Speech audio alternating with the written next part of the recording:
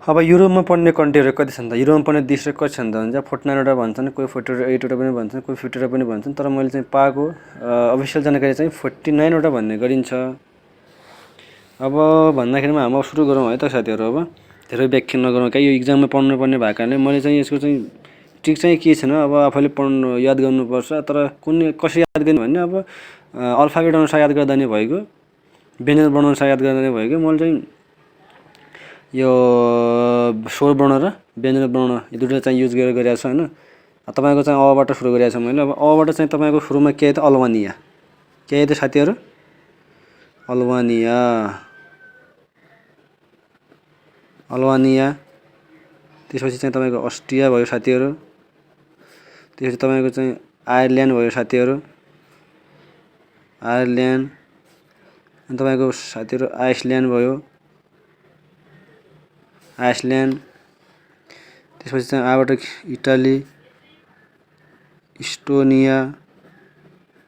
Spelling अथवा अक्षर चाहिँ गलत भए पनि तपाईँले चाहिँ यो मेरो चाहिँ स्वरबाटै चाहिँ तपाईँले चाहिन्छ अथवा याद गर्नुपर्ने छ भने यसरी गर्नु होला। Estonia, Italy, Estonia. अनि तपाईँको ग्रिस भयो, ग्रिस भयो, ग्रिस। चेक भयो, अनि जर्मनी, चेक, जर्मनी। Denmark, Germany, Denmark. अनि नेदरल्यान्ड, नेदरल्यान्ड पछि हाम्रो पोर्चुगल, पोर्चुगल पछि पोल्यान्ड, पोल्यान्ड पछि तपाईँको फिनल्यान्ड अथवा फ्रान्स। त्यसपछि फिनल्यान्ड, फिनल्यान्ड। बेल्जियम, माल्टा, लक्जमबर्ग। के त? लक्जमबर्ग अथवा लक्जमबर्ग जे भने लक्जमबर्ग, लक्जमबर्ग भन्दा नि भयो कि लक्जमबर्ग। Latvia, Latvia. लिथु अनि Lithuania. Luxembourg, Latvia, Lithuania. Spain, Spain. Hungary, Hungary, Hungary. Hungary पछि हाम्रो आयो साइप्रस, साइप्रस।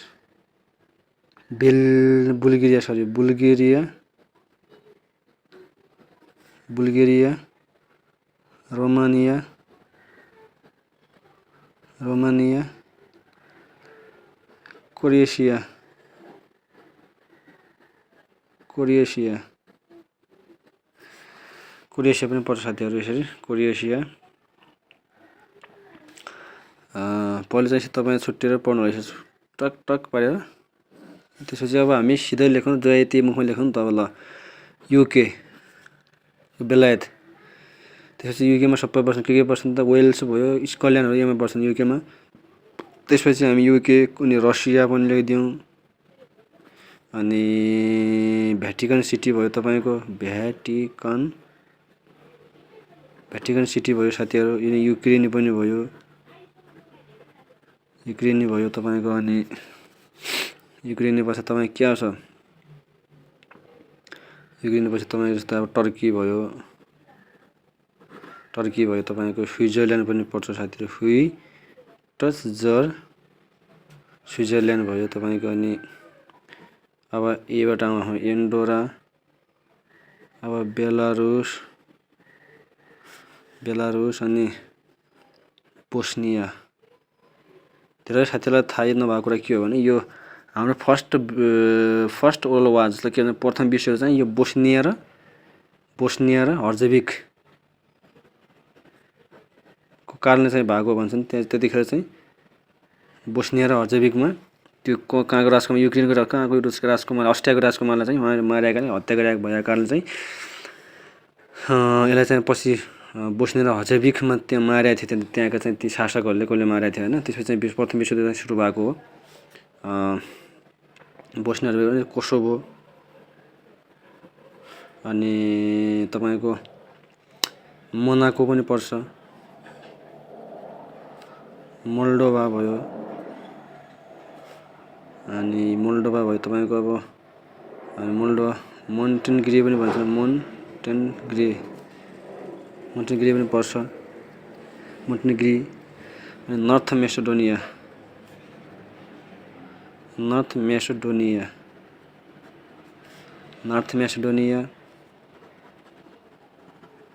नर्वे, सान मारिनो, सर्बिया,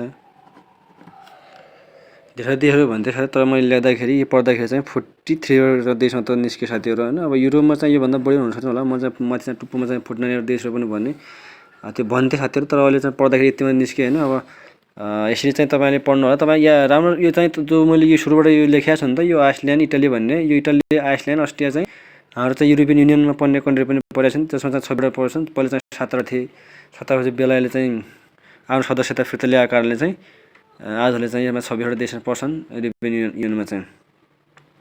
यसरी तपाईँले पढ्नु। मैले चाहिँ यो आइसल्यान्ड सायद यो आइसल्यान्डबाट सुरु गर्न तपाईँ आइसल्यान्ड, इटाली, इस्टोनिया सबै यो 26सम्म जो पर्ने देशहरू छन् तिन चाहिँ सबै कहाँ पर्ने देशहरू हुन् त, उता पर्ने देशहरू हुन्, तिनीहरू